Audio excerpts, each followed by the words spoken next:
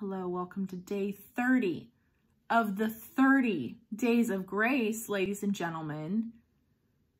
So today we're going to read Matthew chapter 27 and 28, which I believe is the culmination of God's grace. The point that all of past history has looked to and all of us look back on. Let's do this. I am going to do my best to not edit any of this footage as much as possible. So today's episode will be a little bit longer. Take a drink before we get started. Okay.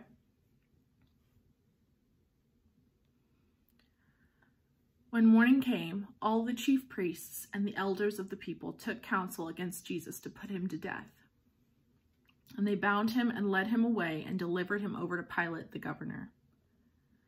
Then when Judas, his betrayer, saw that Jesus was condemned, he changed his mind and brought back the 30 pieces of silver to the chief priests and the elders, saying, "I have sinned by betraying innocent blood." They said, "What is that to us? See to it yourself." And throwing down the pieces of silver into the temple, he departed, and he went and hanged himself. But the chief priests, taking the pieces of silver, said, "It is not lawful to put them into the treasury, since it is blood money." So they took counsel and bought with them the potter's field as a burial place for strangers. Therefore that field has been called the field of blood to this day. Then was fulfilled what had been spoken by the prophet Jeremiah, saying, "And they took the 30 pieces of silver, the price of him on whom a price has been set by some of the sons of Israel, and they gave them for the potter's field as the Lord directed me." Now Jesus stood before the governor, and the governor asked him, "Are you the king of the Jews?" Jesus said, "You have said so."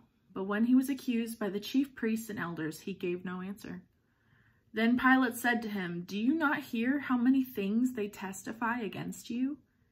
But he gave them no answer, not even to a single charge, so that the governor was greatly amazed.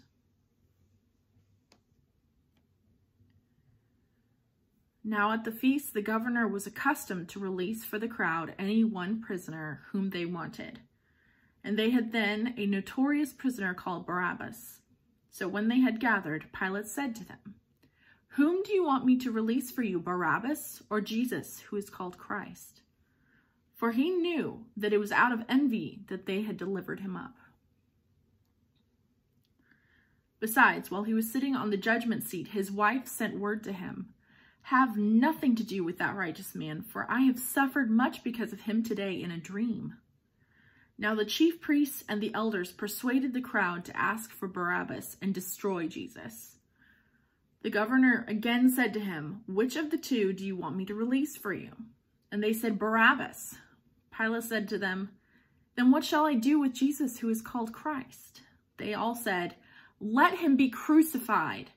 And he said, "Why? What evil has he done?" But they shouted all the more, "Let him be crucified." So when Pilate saw that he was gaining nothing, but rather that a riot was beginning, he took water and washed his hands before the crowd, saying, "I am innocent of this man's blood. See to it yourselves." And all the people answered, "His blood be on us and on our children." Then he released for them Barabbas, and having scourged Jesus, delivered him to be crucified.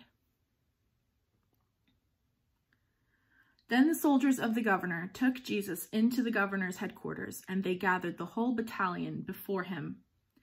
And they stripped him and put a scarlet robe on him, and twisting together a crown of thorns, they put it on his head, and put a reed in his right hand. And kneeling before him, they mocked him, saying, "Hail, King of the Jews!" And they spit on him, and took the reed, and struck him on the head. And when they had mocked him, they stripped him of the robe, and put his own clothes on him, and led him away to crucify him. As they went out, they found a man of Cyrene, Simon by name. They compelled this man to carry his cross. And when they came to a place called Golgotha, which means place of a skull, they offered him wine to drink, mixed with gall. But when he tasted it, he could not drink it. He would not drink it.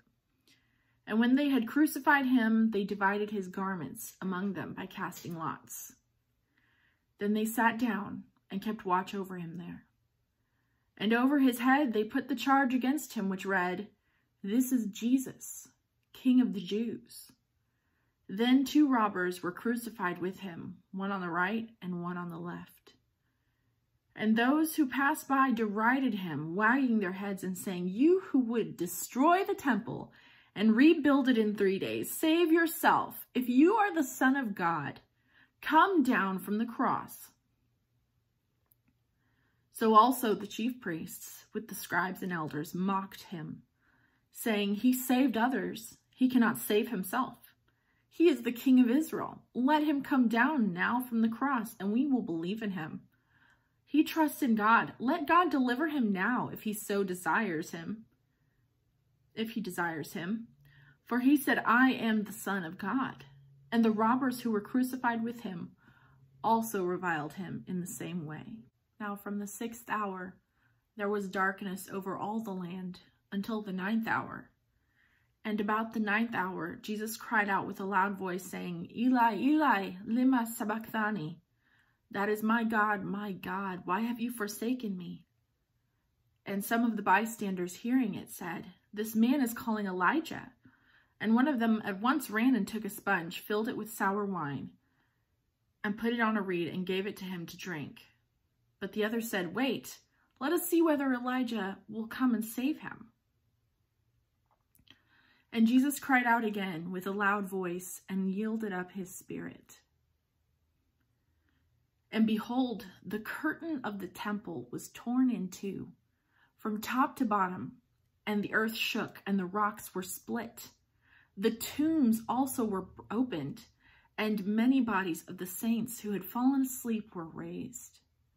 And coming out of the tombs after his resurrection, they went into the holy city and appeared to many. When the centurion and those who were with him, keeping watch over Jesus, saw the earthquake and what took place, they were filled with awe and said, "Truly, this was the Son of God." There were also many women there, looking on from a distance, who had followed Jesus from Galilee, ministering to him, among whom were Mary Magdalene and Mary, the mother of James and Joseph, and the mother of the sons of Zebedee. When it was evening, there came a rich man from Arimathea, named Joseph, who also was a disciple of Jesus. He went to Pilate and asked for the body of Jesus. Then Pilate ordered it to be given to him. And Joseph took the body and wrapped it in a clean linen shroud and laid it in his own new tomb, which he had cut in the rock. And he rolled a great stone to the entrance of the tomb and went away. Mary Magdalene and the other Mary were there, sitting opposite the tomb. The next day, that is, after the day of preparation, the chief priests and the Pharisees gathered before Pilate and said, "Sir, we remember now that impostor said, while he was still alive, 'After 3 days I will rise.' Therefore, order the tomb to be made secure until the 3rd day, lest his disciples go and steal him away and tell the people, 'He has risen from the dead.' And the last fraud will be worse than the first." Pilate said to them, "You have a guard of soldiers. Go, make it as secure as you can." So they went and made the tomb secure by sealing the stone and setting a guard. Now after the Sabbath, toward the dawn of the 1st day of the week, Mary Magdalene and the other Mary went to see the tomb. And behold, there was a great earthquake, for an angel of the Lord descended from heaven and came and rolled back the stone and sat on it. His appearance was like lightning and his clothing white as snow. And for fear of him, the guards trembled and became like dead men. But the angel said to the women, "Do not be afraid, for I know that you seek Jesus who was crucified. He is not here, for he has risen. As he said, come and see the place where he lay. Then go quickly and tell his disciples that he has risen from the dead. And behold, he is going before you to Galilee. There you will see him. See, I have told you." So they departed quickly from the tomb with fear and great joy, and ran to tell his disciples. And behold, Jesus met them and said, "Greetings." And they came up and took hold of his feet and worshipped him. Then Jesus said to them, "Do not be afraid. Go and tell my brothers to go to Galilee, and there they will see me." While they were going, behold, some of the guard went into the city and told the chief priests all that had taken place. And when they had assembled with the elders and taken counsel, they gave a sufficient sum of money to the soldiers and said, "Tell people, his disciples came by night and stole him away while we were asleep. And if this comes to the governor's ears, we will satisfy him and keep you out of trouble." So they took the money and did as they were directed, and this story has been spread among the Jews to this day. Now the 11 disciples went to Galilee, to the mountain to which Jesus had directed them. And when they saw him, they worshipped him, but some doubted. And Jesus came and said to them, "All authority in heaven and on earth has been given to me. Go therefore and make disciples of all nations, baptizing them in the name of the Father and of the Son and of the Holy Spirit, teaching them to observe all that I have commanded you. And behold, I am with you always to the end of the age." So there you have it, 30 days of grace. I hope that you have enjoyed this series and that you've been encouraged by it and edified by it, maybe even challenged by it. And if you don't know Jesus, just pray. Pray to God. You know, ask him to reveal himself to you. He will. I mean, he kind of has already.